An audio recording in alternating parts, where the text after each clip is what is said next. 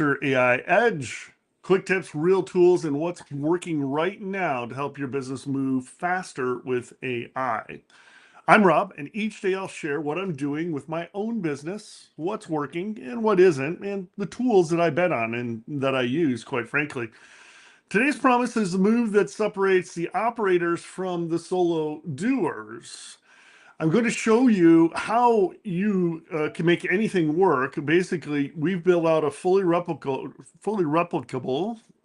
word gosh, I am killing this.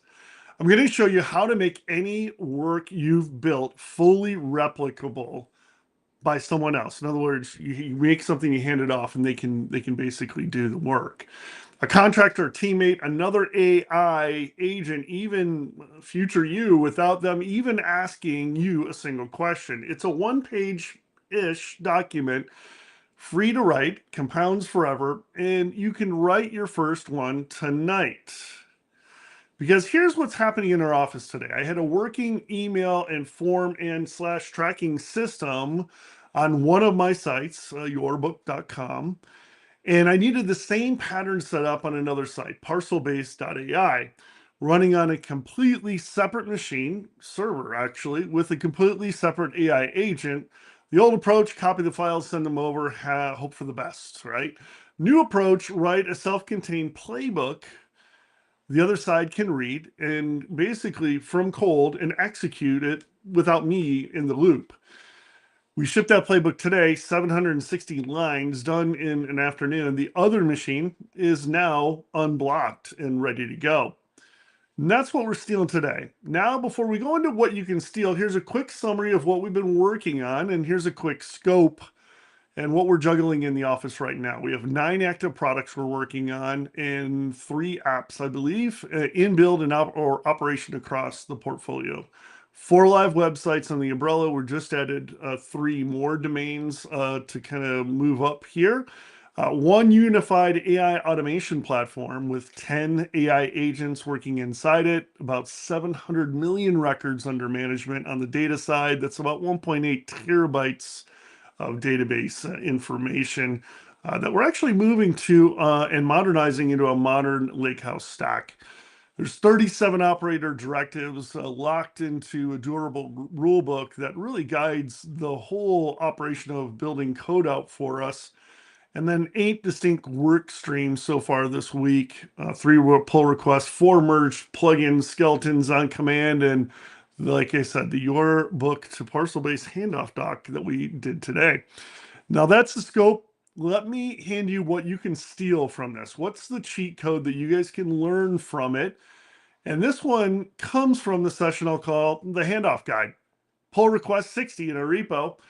The piece of work that lets a second machine replicate a first machine's stack with 0 handholding. And this is really important, especially when you're creating multiple websites. This is super, super important. So the setup, we had a working email form and tracking stack on yourbook.com. It's yourebook.com if you want to check it out. It's an app that we're launching. It's pretty cool.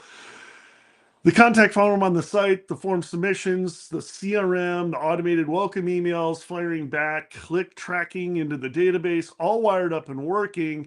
And we needed the exact same pattern on parcelbase.ai, which we didn't have, which lies on a different Mac Mini because we are local here, at least we try to be local, with a different AI agent. All the wrong move could have been, emails filing over, back and forth, but that's not efficient. The right move was to write a guide so that the other side never has to ask. The aha moment. Most operators hand off the work the same way. Here's the files, good luck. The 48 hours later, you're still answering questions on Slack, fixing things the receiver couldn't figure out, and getting calls during dinner. Not fun. I've been there.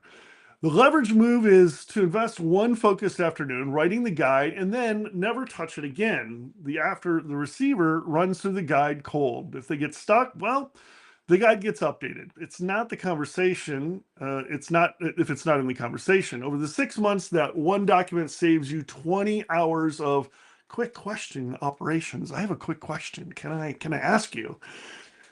It's the highest leverage doc you can write. Now, think about this just in general, and I'll go off script here. You do want to create these kind of pathways, right? Memory pathways of how you do something within your organization. Any organization, whether you're dealing with AI or whatever, it's a process that you should have in place. And so that's why it's really important, especially when you're doing AI to AI handoff, which is actually what we're doing here. So quick heads up before we dive into these steps. There is like 12 steps. There's a lot of detail in this one, and you're going to have a walk away every step here that there's something that you can do. Now, if you want the full written guide to keep up, every step, every link, every detail laid out, head over to investorsource.io. That's investorsource.io and sign up, and we'll send you the complete guide straight in your inbox free. So it's an easy one. Now, the steps. This is the exact recipe we use. We only use free tools, actually. It works on any system that you want to be replicated, a marketing site, an email flow, a customer onboarding, a tracking setup, a hiring process, right? Anything that currently is locked in your head, this is what you want to do. Step one, pick the one thing that you want to replicate. Be specific, not, hey, we want to replicate our marketing. No, more like, hey, we want to replicate this contact form welcome email flow from your book into another website, right? That's the example here and something that we did.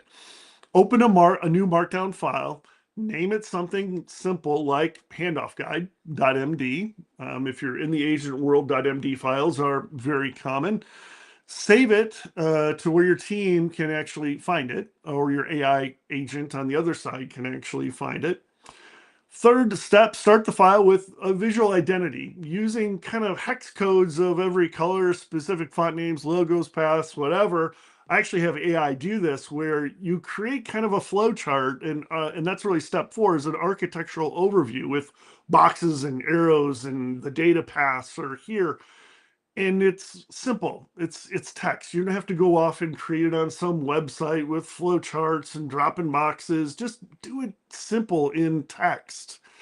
And that way it can be stored right in that .md file because it's ASCII. And .md stands for markup, by the way, or markdown, sorry, file. So step 5, write the implementation section, the actual settings, the plugin names, the screen-by-screen instructions, the code snippets that they're going to need. They should copy it verbatim. If the build is in a WordPress or some other deal, name the plugins. If it's a Python or Django, paste in the requirements file what's actually needed for it to be built. If it's a SaaS workflow from some other CRM or something, give them screenshots, right, to be able to do it. The document, the data schema, every database table, for every database table, every column, every type, sample values. So if you got a database in there, you got to lay it out completely. And the configuration section, this is step 7.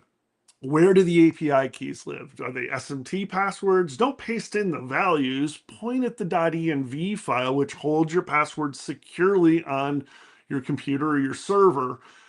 Or a password manager, right? Tell them how to generate a fresh credential if they need one, right? Maybe they're dealing with a different email address and they need different credentials. Add a legal and compliance notes, a privacy link if you need to, a terms link, a cookie banner set up, and any disclaimers required for the jurisdiction that you're shipping in, right? Or you're building this out. This is the easiest section to skip, and obviously could be the most expensive one if you don't include it. Step 9, the replication checklist. The exact ordered sequence the receiver follows, numbered sequentially, each step, a single concrete action with the verb. Create the database table, not set up the database. Be specific, right? Specifics win here 1000%. Now, step 10, add a gotcha section. List every weird thing that tripped me up when we were building it out during the build. That plugin that conflicts with another plugin, the setting that looks like it should be on by default, but is actually off and can cause you hours of pain. Trust me.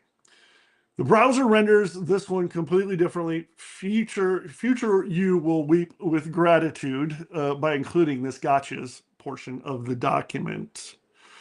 Next, write a diagnostic playbook. in it. This is step 11. If the form submits but no email fires, check X first, then Y, then Z, ordered by likelihood, not by alphabet. This is what the receiver opens at midnight when something breaks, something goes wrong. You want to have diagnostics in there to help them troubleshoot something that you built. And step 12, the last one, test it cold. Hand the guide to someone or some AI that has never seen the original website or widget or whatever that you built. Watch them try to replicate it without asking you questions.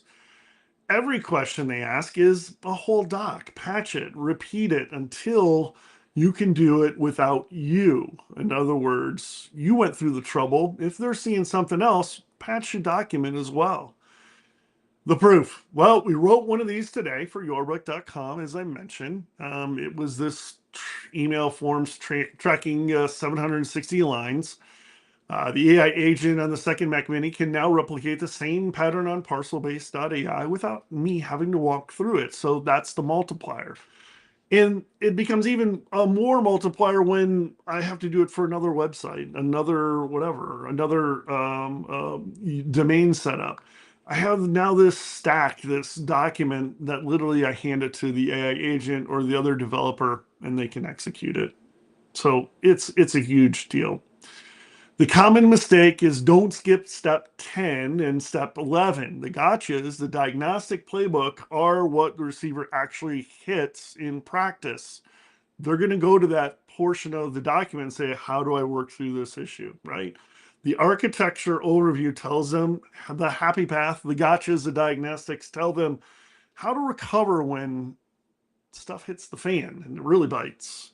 The lazy person of the doc has architecture and code. The professional has the architecture, the code, the gotchas, and the diagnostics. People, please be professional. All right. Hey, other light bulbs from this week. A couple of teases. We'll come back to these in the coming episodes. The multi-machine setup. We're now running multiple AI agents across different Macs. That's pretty cool. The reply rate not personalized research module that we're doing. A new module idea landed in the queue today. It's actually really cool. It's a way of kind of doing cold outreach with not being so intrusive and I think legally correct as well. So stay tuned for that one. And then challenges and how we overcame them this week. The honest answer is I wish someone had given me the handoff guide is an artifact that pays you for years, if not months. I'm sure it's going to change. But writing it for the first time feels weird and slow. You're like documenting work you already finished. The same 3 shortcuts that helped me. Write the guide the same afternoon. Of course, you finish the original build. Details are fresh. If you wait a week, man, the gotchas aren't going to be there.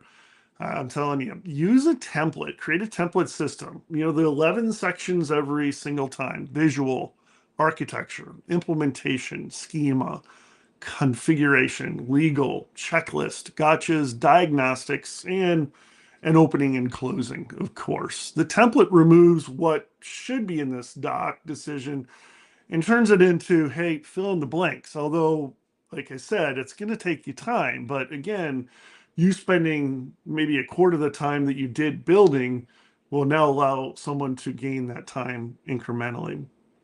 Treat the questions from receivers as bugs. So every question that comes in is a hole in the document. Don't answer the question in chat. Actually, put it back in the document. Question, answer. Here's how we solved it, right? That way the document stays up to date. And that's a huge one, a huge one. After 3 or 4 cycles, the document becomes self-serving, obviously. And the second shortcut, don't aim for perfect on the first pass. Aim for the receiver can execute 80% of this cold.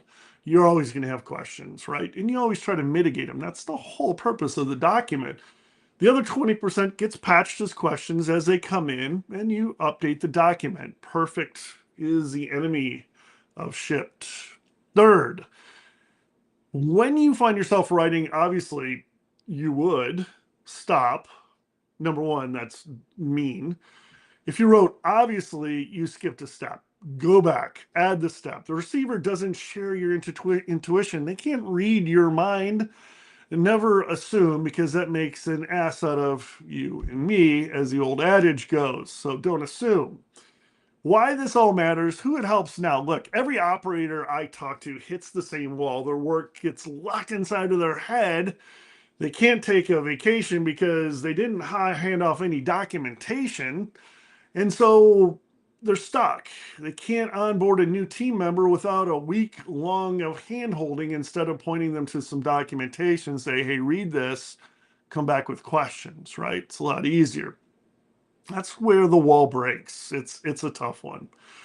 This pattern is for an agency owner that has a team but can't seem to delegate without losing quality. The solo founder who realized they're the bottleneck on everything. The consultant who keeps rebuilding the same thing for different clients and wants a template. The agent running multiple sites and multiple machines with AI agents on each who needs them to act in lockstep.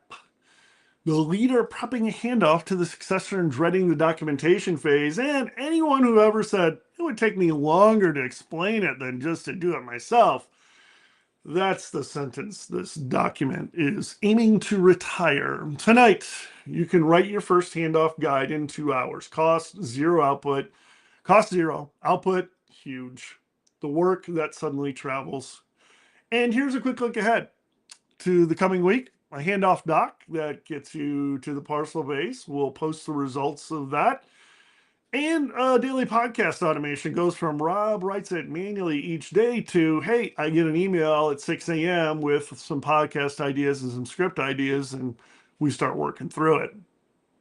Cold email research module that gets scope for some new idea landing today. Like I said, that's an exciting one. And the per client backup pipeline goes from design doc to running code. So if you've ever been meaning to write your first handoff guide, do it tonight. Capture your wisdom, capture your whole process. Again, a finite process. By the time you walk through the multi-machine playbook later this week, you already have an artifact you can hand to a teammate or your own AI agent or on another machine. So what's the call to action? It's real simple. One big idea, stop sending files. Write the playbook. The path tonight, pick one of the things you want to replicate. Open a doc. Put in the 11 sections in order. Test code with another person. Patch the question into the doc, not into the chat. It's really simple. So tell me what you're going to replicate. You can find me on agenttelos.ai. Find me on investorsource.io, and that's where you'll pick up the document, or we'll email you the document if you're interested in that from this short podcast. And hit reply to any of our emails that we send out. Small action today equals compounded moat, your defense for your company by next month. That's how it works, folks. We'll catch you tomorrow. Thanks a lot. Oh, and remember, for the show notes, investorsource.io.